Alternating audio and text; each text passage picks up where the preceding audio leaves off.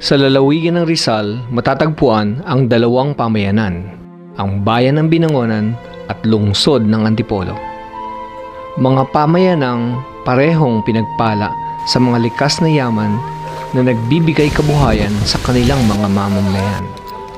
Ang bayan ng Binangonan na may kabuuang sukat na 7,200 hectares ay isang first-class urban municipality sa lalawigan ng Rizal.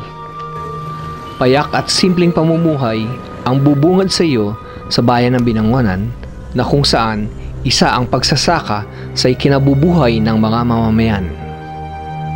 Katulad ng Binangonan, malaking bahagi din ng lungsod ng Antipolo ang laan sa pag-aagrikultura dahil sa mabundok nitong kapaligiran. Ang lungsod ng Antipolo na may kabuuang sukat na 38,500 hectares ang nag-iisang lungsod sa lalawigan ng Rizal.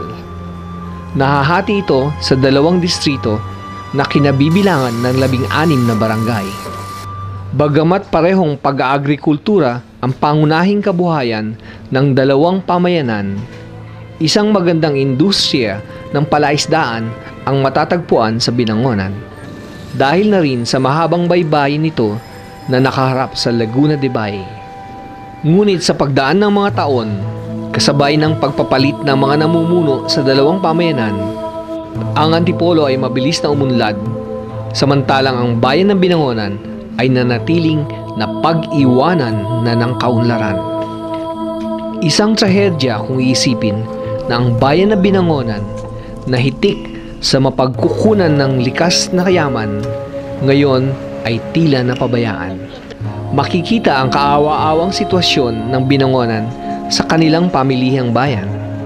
Simpleng bagay lamang ito, subalit kung ating pag-aaralan, napakahalaga dahil isa ito sa representasyon ng isang patuloy na pagunlad at pag-asenso ng isang bayan o munisipalidad. Ang isang maayos na palengke ang nagiging isa sa mga benchmark ng isang umuunlad na komunidad sapagkat ito ang madalas na puntahan ng mga mamamayan at nagiging sentro ng komersyo. Kahit mismong mga mamamayan sa Binangonan ay tuluyan nang napabayaan. Isa ang lugar sa Sitio Bilibiran kung saan sinasamantala ng mga magsasaka ang panahon ng pagkati o pagbabaw ng tubig sa Laguna de Bay upang magtanim. Subalit dahil na rin sa pabago-bagong takbo ng panahon o climate change, wala na rin kasiguruhan ang takdang ani ng magsasaka.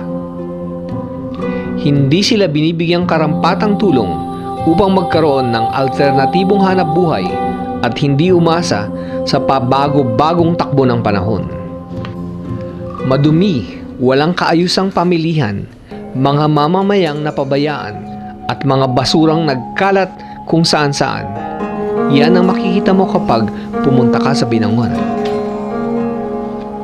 Samantala ang lungsod ng Antipolo sa ngayon ay larawan na ng isang maunlad na pamayanan. Kahit saan ka lumingon sa lungsod ay makikita mo ang iba't ibang negosyo na pumasok na at namumuhunan sa Antipolo at nakapaghahatid ng kabuhayan at trabaho sa mga Antipoleño. May mga proyekto at mga programang laan para makatulong sa pamumuhay ng mga mamamayan at pinangangalagaan ng maayos ang kapaligiran. Ang Antipolo na ngayon ang pinakamaunlad at kaisa-isang lungsod sa buong lalawigan ng Rizal dahil sa magagaling na mga Antipoleñong namuno dito. Bawat isa ay nakapag-ambag ng di matatawarang kontribusyon sa lungsod. Lahat ay naisigitan kung anuman ang naibigay ng mas nauna pang namuno, kaya naman ang higit na nakikinabang ay ang mga taong bayan. Ito ang malaking pagkakaiba ng Antipolo sa Binangonan.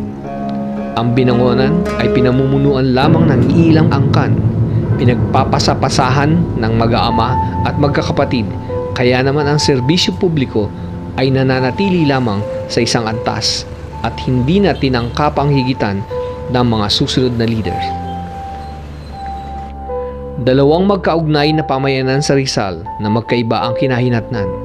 Patunay lamang ito na ang kaunlaran ng isang pamayanan ay hindi lang nakasalalay sa mga mamamayan.